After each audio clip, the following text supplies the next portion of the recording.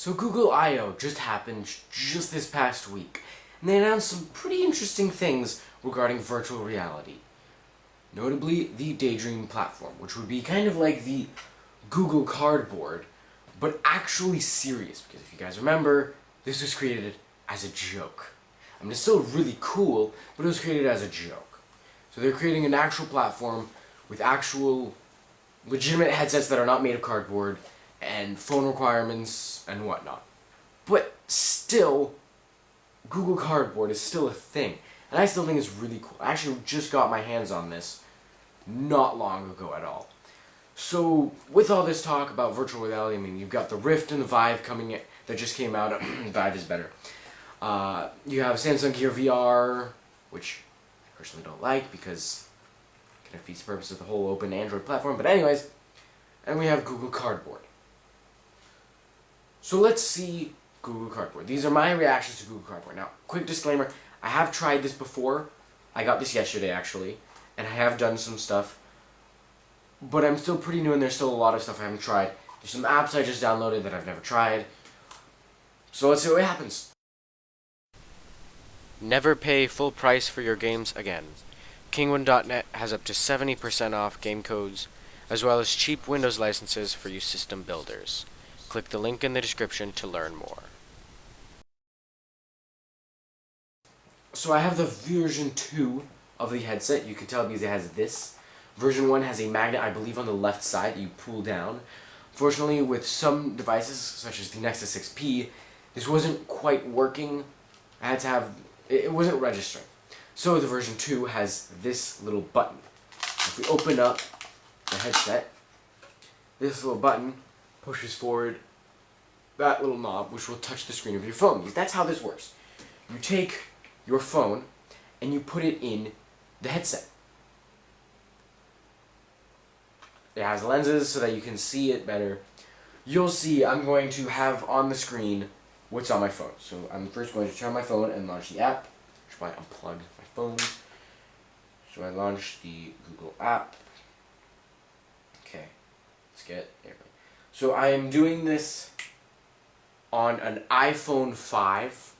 So you can see it doesn't require much to be able to work, although it's not really the best on an iPhone 5 because of resolution and power. But it'll still work. Here we go. So you launch the Cardboard app, which gives you, well, this. Okay, this is clearly not working very well. So you can see when you launch the Google Cardboard app, the first thing it'll do is it'll want you to pair up with your headset. So on the bottom of the headset, here in this case, there's a QR code which you just scan, and it knows to receive the touch input from here, and it knows the focal distance of the lenses and whatnot. So that's really nice. And then it launches the whole demo and it introduces you and explains like how to use it. So I've already gone through that. Now here's the Cardboard homepage, which you guys can see here. So what you can do here, you can switch your viewer. So that's one thing you can do. Settings. Let's see what you got in settings. Vibrate on trigger. Okay, I want to send crash reports and vibrate on trigger. Why not? That'll be interesting. And then you have things like the terms of service, licenses, and whatnot. No one cares about that. So then here on your Cardboard homepage, you also have the option to launch Cardboard demos. I'm actually going to do that in just a second. Then it gives you some popular apps. So we have VRSE, Virtual Reality. I have not tried that. Vanguard V, I have tried. It's essentially a sort of racing game. You have to move your headset to dodge obstacles. It's actually not a very good app. I would not recommend it. Google Street View is very interesting. It allows you to see... well, it's Google Street View. You know, on Google Maps you can see the Street View. So what it does is people from all around the world will take 360 pictures either with a 360 camera. LG actually made one for the LG G5. Really nice. I want it very bad. And you can, or you can just take like a panorama shot sort of thing to essentially get this whole 3D image thing, which you can look around. So in Google Street View you can select different locations to view. And none of these others I have tried. So let's do launch Cardboard demos. So here it says put it in the viewer. So I simply put it here in the viewer and I close it up tight. So now I have this. Okay. Tutorial, Explorer, Exhibit, Urban Hike, Kaleidoscope, and Arctic Journey. So Arctic Journey is sort of what we got at the beginning of the sort of intro, but with a little extra. Kaleidoscope is actually really nice. I'm going to do the kaleidoscope. Oh, wow, that vibrating when I pull the trigger. So here we have a Google logo, and here we have the same Google logo. So you just click anywhere, boom. You get this. It's actually really cool. And, you know, kaleidoscope, as you move around, the little thingies inside move around, and it gives you this. A really nice image. So I think that's really cool. Although there is only the one option, the Google logo. So to get back to the home, you just do that. Exhibit is interesting, I guess. It's meant for you to walk around, but pretty much you just turn around and you can see these different items. I mean, it's a pretty interesting concept, but not one of my favorites.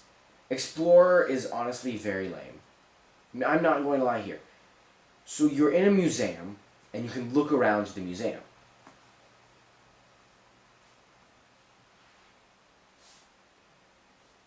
But you can't, like, walk around or anything, and you're... I guess you are an exhibit? I'm not entirely sure. Something. So, Urban Hike is a preview of Google Street View. So I'm just going to load it. Here it has 2 locations, Paris. So the Eiffel Tower there. It's really nice. And then we have Tokyo. Wait, did I say click to go to events? Oh wow, it has more. Okay, so it has more than 2, but it's essentially a preview for Google Street View. So let's see once Venice loads. Okay, never mind, it's not going to open. New York.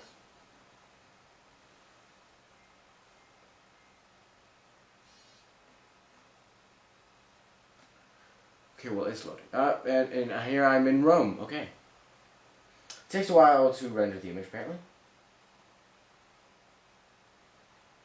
So here we can look around Rome. There's a Colosseum.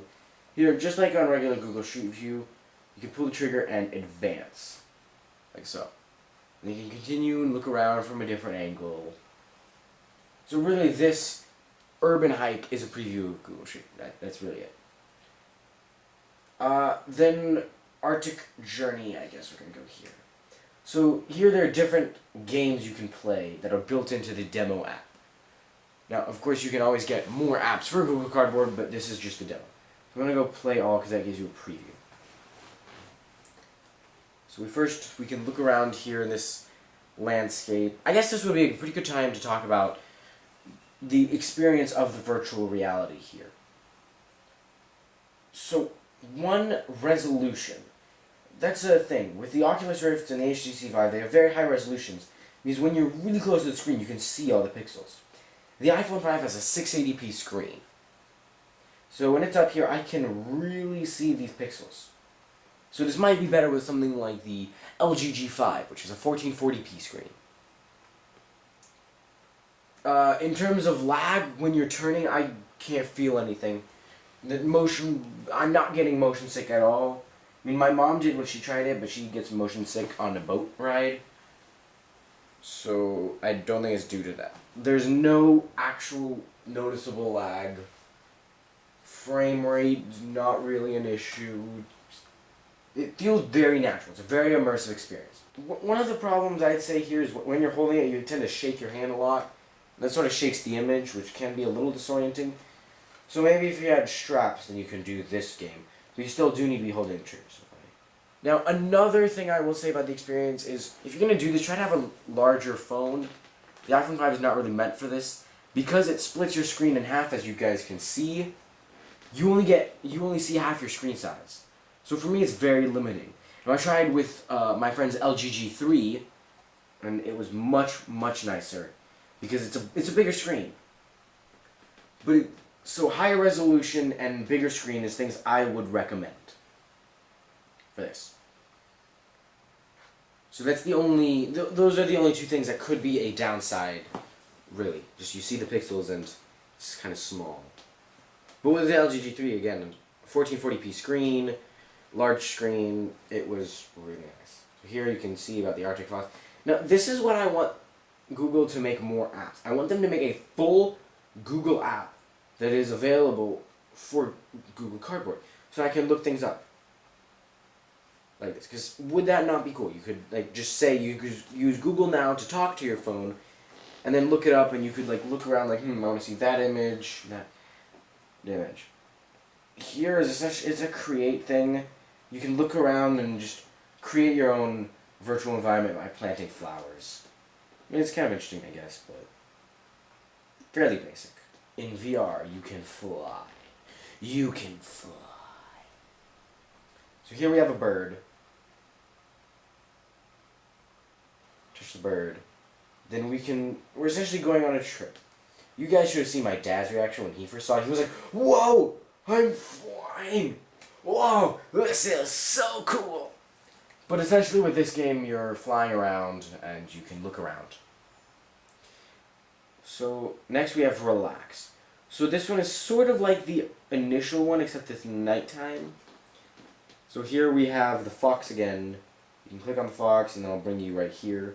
My dad was actually afraid he would fall. Really funny. But essentially here you can just look around at the night sky. Very nice. There's a bird. There's a lighthouse. There's mountains. It's all very nice. So welcome to Cardboard. So yes, that was a preview. All of these are available in a more professional setting, so to speak. So if you go back to Arctic Journey, you can choose here. This is the flying. It's more complete flying. Play. You can actually go fishing. Learn is a more complete Google Cardboard experience. So let's take this out. My phone is getting really hot actually with all this rendering. YouTube 360 videos will work with this. Let's do virtual reality first person shooter, shall we? Okay.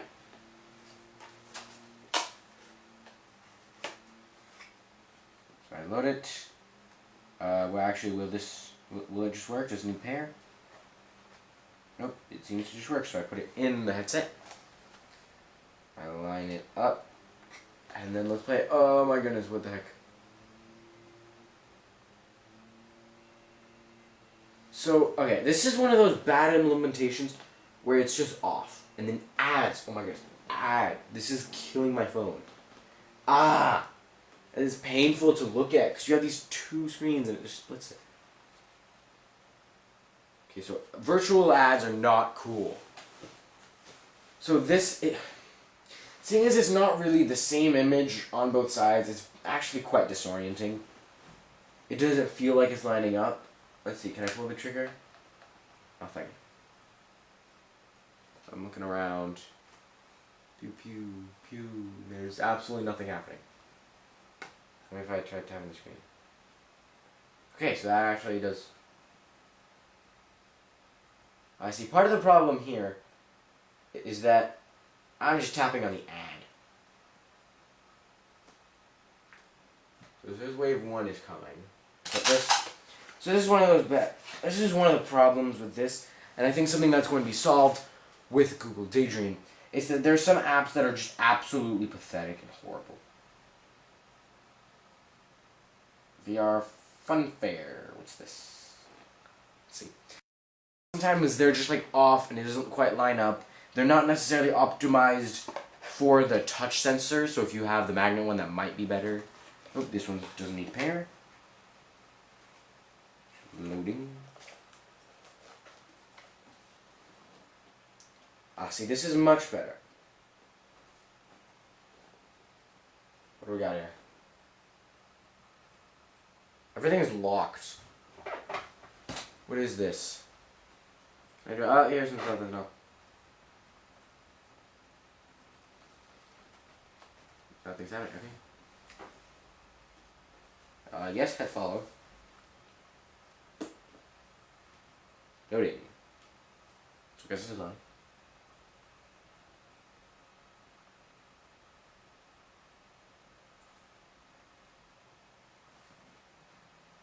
Oh, starting, okay.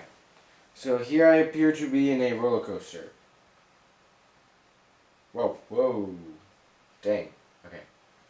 So you guys can see here, yeah. Okay. Whoa. This is actually... I feel this is again one of those things that would be better with a high resolution screen and a bigger phone. But it's still actually pretty immersive. You actually feel like you're on a roller coaster. Minus the wind and the gravity, of course. But like, you're still kind of getting the feel. And your body kind of wants to move with the roller coaster. So I'd say this app is a win. So VR Fun Fair and like this whole virtual reality roller coaster thing, this is a good implementation of it. Because you really get this whole immersive experience, which is kind of the point of virtual reality. Even though this only uses a phone, still not bad at all. Wow. This was actually a pretty good app. Very immersive. So let's see if I can... That won't work. Okay, that won't work. Menu. Ah! See, this is well placed. Well optimized. The main menu button is placed right there.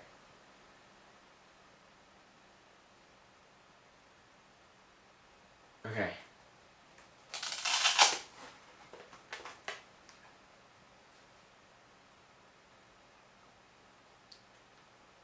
You know what? Let's try watching a YouTube video in 360.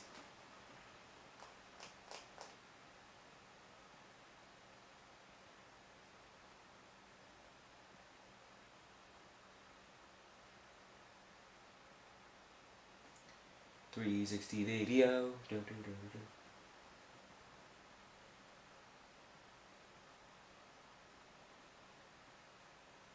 Subaru?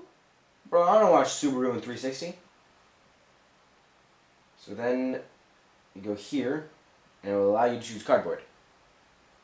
And then that splits the screen. So, YouTube. Essentially, you just go to a video that supports 360, and then you can click cardboard, and it will allow you to view in cardboard mode. So let's get this thing to work. And it just decided to quit.